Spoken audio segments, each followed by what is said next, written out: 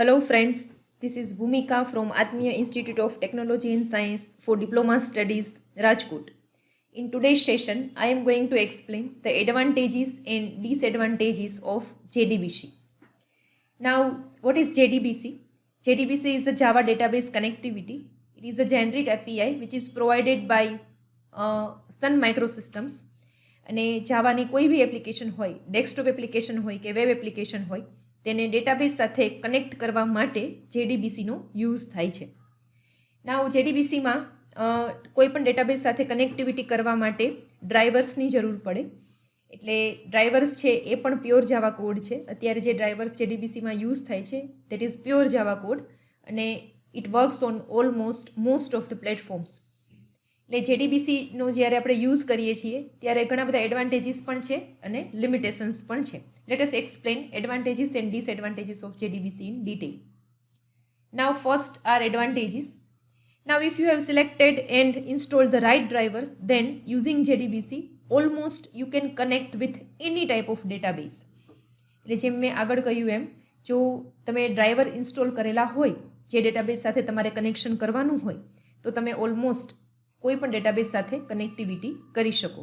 For example, તમારે Oracle સાથે connection કરવાનું હોય જાવા એપ્લિકેશનનું, તો તમારે ઓરેકલના ડ્રાઈવર ઇન્સ્ટોલ કરવા પડે. MySQL સાથે કનેક્શન કરવાનું હોય તો MySQLના ડ્રાઈવર ઇન્સ્ટોલ કરવા પડે.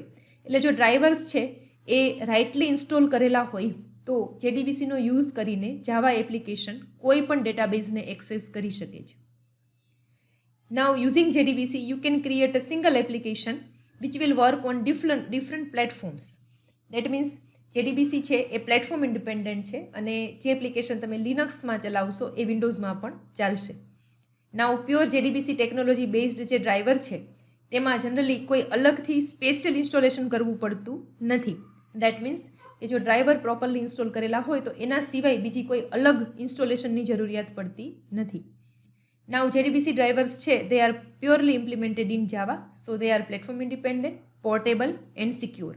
એટલે જાવાના જે ફીચર્સ છે, સિક્યોરિટી છે, પોર્ટેબિલિટી છે, એ જેડીબીસી ડ્રાઈવર્સને પણ લાગુ પડે છે. Now it can be used for both type of processing, synchronous and asynchronous. અને ડેટાબેઝમાં જે ડેટાનું જે સ્ટ્રક્ચર ક્રિએટ થાય છે એ ઓટોમેટિકલી XML સ્ટ્રક્ચર ક્રિએટ થઈ જાય છે જેડીબીસીમાં, and it is very much useful in most of the applications. So these all are the advantages of JDBC.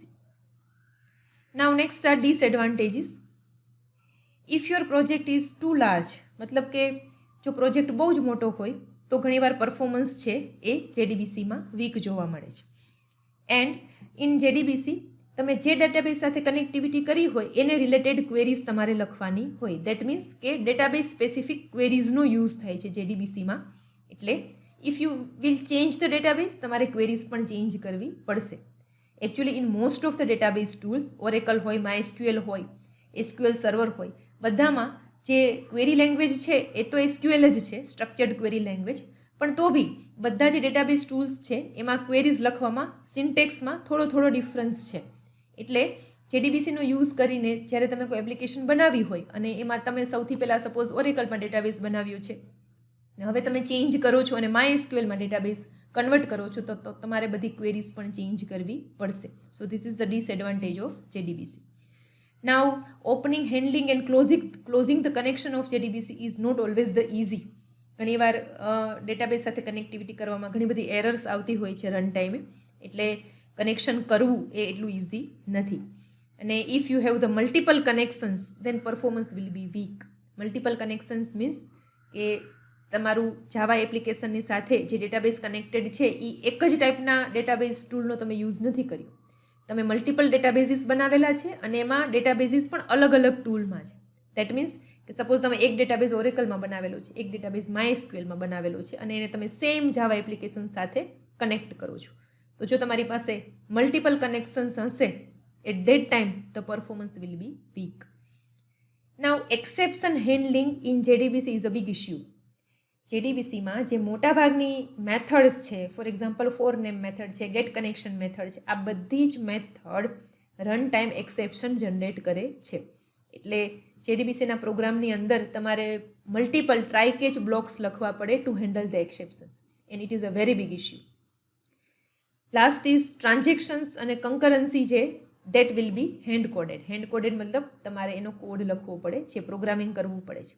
કન્કરન્સી મતલબ જ્યારે મલ્ટિપલ ઓપરેશન્સ એકી સાથે રન થતા હોય, then how to make the synchronization between the operations is a big task. એટલે જ્યારે transaction control અને કન્કરન્સી control કરવાનું હોય પ્રોગ્રામમાં, ત્યારે એના માટેનું કોડિંગ અલગથી કરવું પડે છે. એના માટે કોઈ રેડીમેડ ફેસિલિટી અવેલેબલ નથી. So this is all about advantages and disadvantages of JDBC. Thank you.